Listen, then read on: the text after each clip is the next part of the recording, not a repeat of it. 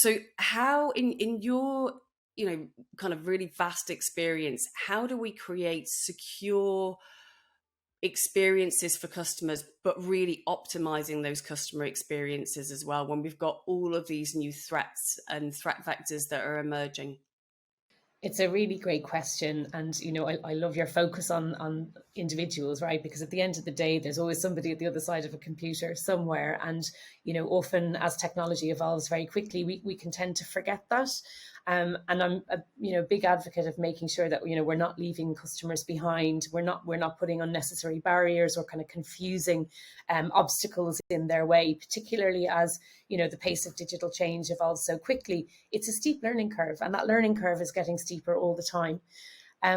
So what I would say is, I think two things. One is making sure that we are looking at how to streamline security controls into processes in a kind of as frictionless a way as possible, and very much aligning those controls with the risk profile of the activities that are being carried out. A great example of that is in online banking and mobile banking. The idea of kind of step up control, step up security that increases the burden and the onus of authentication or authorization, along with the risk of the activities that are being carried out. Um, I don't necessarily need to provide my full banking PIN or banking one-time password if I just want to kind of read access to my balance. But if I want to create a new payee on my bank account, it's great to be able to be given prompts to say, okay, now you need to provide extra input, extra authentication. Use your biometrics on your mobile phone, use your one-time passwords that are randomly generated through keys, etc.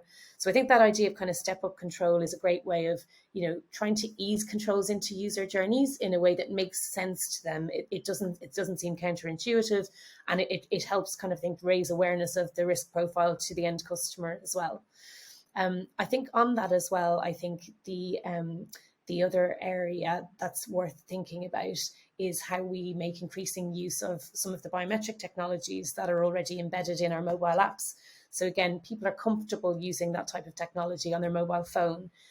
There's great progress being made with industry groups now who are looking to see how they can take those sort of biometrics and seamlessly integrate them into user experiences, again, as a type of step up control, but one that hopefully would minimize any noise and interruption for users. And I think that's a great paradigm, I think, to kind of make sure that users are more comfortable moving forward.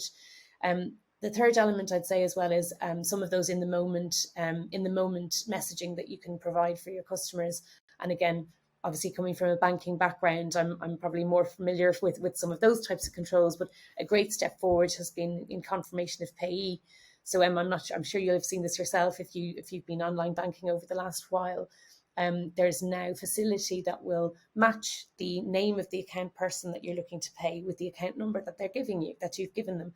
And if there's a disconnect there, so if you want to pay Bob and Bob's account number is X, 12345, if what you're paying, if the account that you're paying into doesn't match Bob's name, you'll now get that notification. And this is a really, really great step forward, particularly in helping against scams, because if somebody is pretending to be somebody they're not and the account number doesn't match, you will now see that and you'll have an opportunity to review that as you're making transactions.